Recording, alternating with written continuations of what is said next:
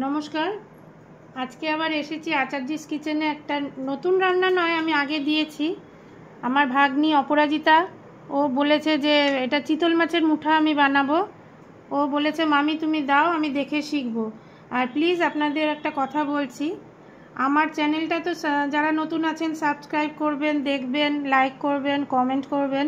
আর আমার ভাগ্নি অপরাজিতা চক্রবর্তীরও একটা এই চ্যানেল আছে, রান্নার চ্যানেল। আপনারা প্লিজ ওটাকেও একটু দেখবেন, সাবস্ক্রাইব করে দেবেন, ওরও তাহলে ভালো কাটবে। অপরাজিতাস কিচেন ওর চ্যানেলটার নাম। তাহলে আমি দেখাচ্ছি। আমি চিতল মাছের গাদাটা এখানে 750 গ্রাম আছে, 3টে আলু নিয়েছি, আর এটা নিয়েছি হচ্ছে ক্যাপসুল আলু। এটা দিয়ে ডালনাটা করব মুঠার।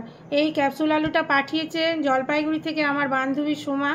ও প্রতিবার মানে ঠান্ডার সময় পাঠায় বা পরেও পাঠায়, ওর জন্য ওকে আমার থ্যাংক ইউ।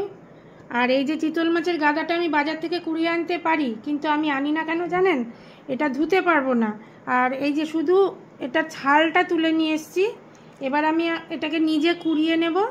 এটা কুড়িয়ে নেওয়াটা আমি একটু দেখাই। এইভাবে কুড়াতে হয়।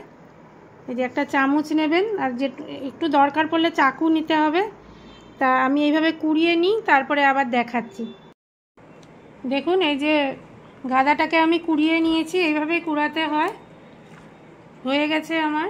আর এই যে কাঁটাটা থাকলো, এটা দিয়ে আমি পরে একটা রেসিপি দেখাবো।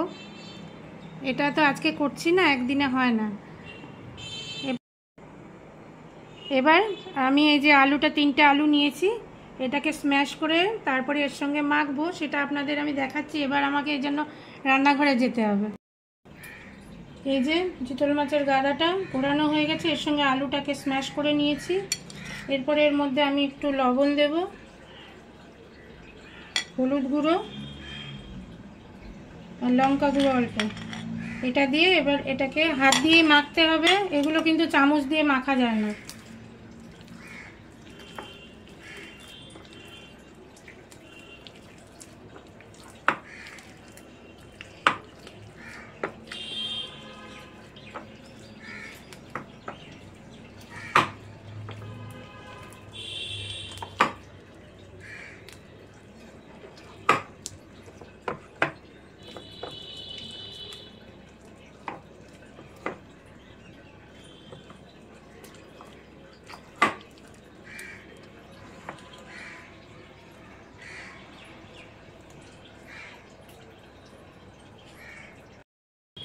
কড়াইতে আগে থেকে জল বসিয়ে দিয়েছি, জলটা গরম না হলে হবে না।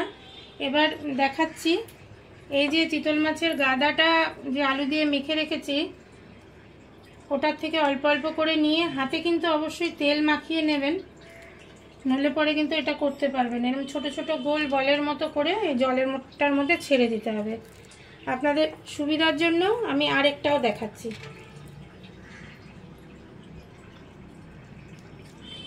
এই যে এরকম করে গোল গোল করে নেবেন, নিয়ে জলের মধ্যে ছেড়ে দেবেন। এরপরে সবগুলো দিয়ে নেব। আর যখন হয়ে যাবে একটা চাকু বা কিছু দিয়ে ওটা কেটে দেখতে হবে যে সেদ্ধ হয়ে গেছে নাকি। আপনাদের ওটা আমি দেখিয়ে দেব। এখন আমি আর বলগুলো ছাড়ি। ওগুলো সিদ্ধ হয়ে গেছে। এই যে একটা চাকু দিয়ে আমি দেখে নিলাম হয়ে গেছে। এবার এগুলোকে জল থেকে তুলে নিচ্ছি। আর ওদিকে কড়ার মধ্যে তেল বসিয়ে দিয়েছি, এগুলোকে ভেজে নেব। আগে কেটে নিয়ে আমি আসি আবার।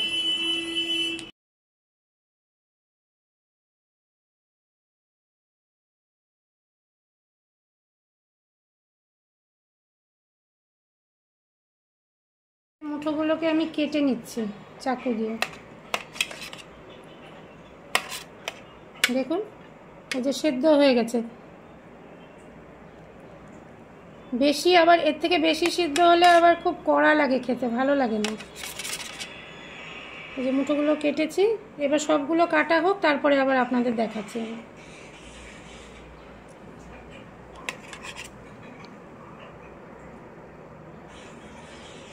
এই যে মুঠাগুলো কাটা হয়ে গেছে। এবার আমি এই যে কড়াইতে তেল বসিয়েছি, যে ওখানে ভেজে নেব।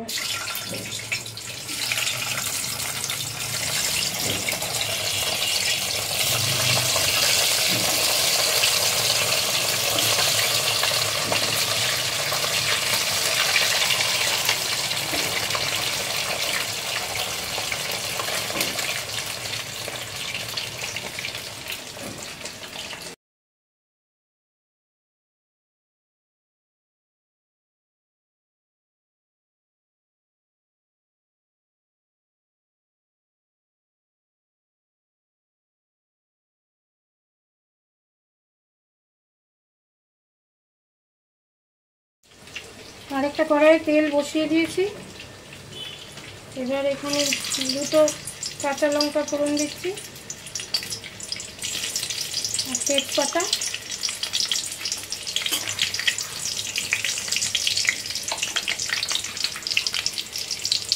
এবার এই যে আলুগুলো দিয়ে দিচ্ছি।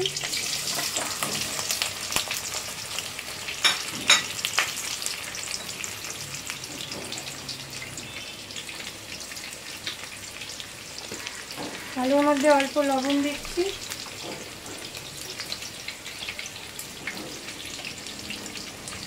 আলুটা ভাজা হোক।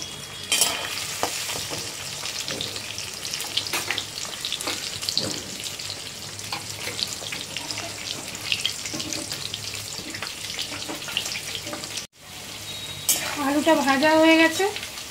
এবার এর মধ্যে আস্তে আস্তে একটু মশলা দিয়ে দেব। প্রথমে দিলাম একটু ধনে গুঁড়ো,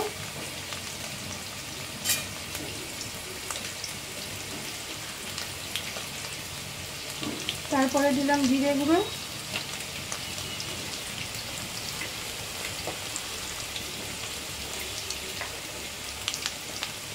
তারপরে দিলাম লঙ্কা বাটা। এটার মধ্যে লঙ্কা, ধনে, জিরে, তেজপাতা সব পেস্ট করা একসঙ্গে।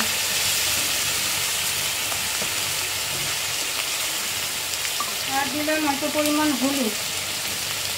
এবার একটু জল দেবো। মশলাটা কষানোর সময় একটু জল দিতে হয়। আর এর মধ্যে মিষ্টিটা অপশনাল, আপনারা চাইলে দিতেও পারেন, নাও দিতে পারেন, কিন্তু এর মধ্যে একটু মিষ্টি দিলে খেতে ভালো হয়। এবার হয়ে নি। আর মুঠাটা ওই একটা চড়া উঠিয়ে রেখেছি আমি।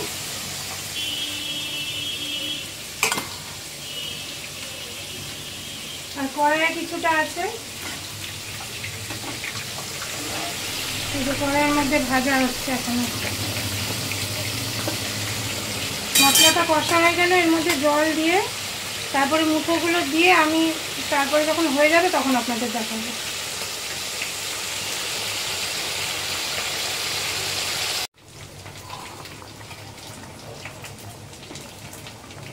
এই যে ঝোলটা ফুটে গেছে, হয়ে এসছে। এবার মুঠোগুলো আমি ছেড়ে দেবো এর মধ্যে। একটু আগে দিতে হয়, নইলে এগুলোর মধ্যে রস ঢুকবে না।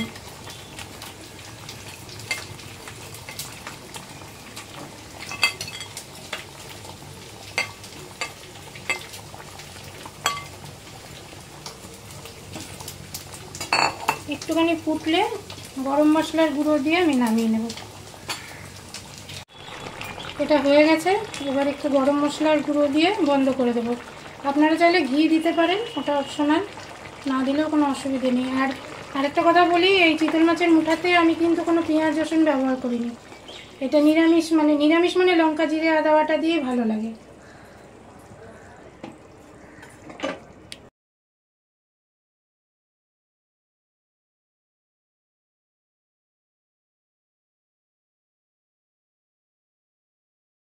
মাছের মুঠা রেডি অ্যান্ড সার্ভড।